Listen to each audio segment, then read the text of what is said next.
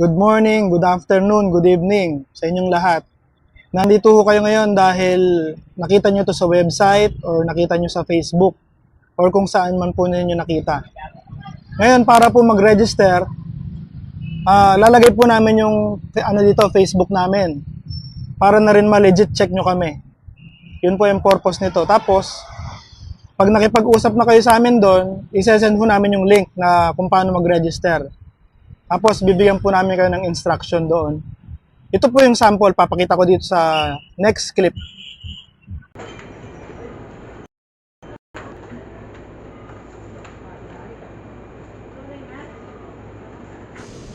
Okay, pag napunta na po kayo dito sa username, fill upan nyo lang, kahit ano po yan, basta pumasok.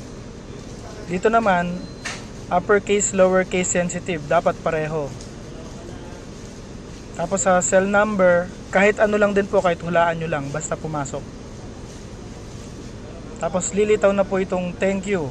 Your registration has been submitted. Please notify for activation. Ayan.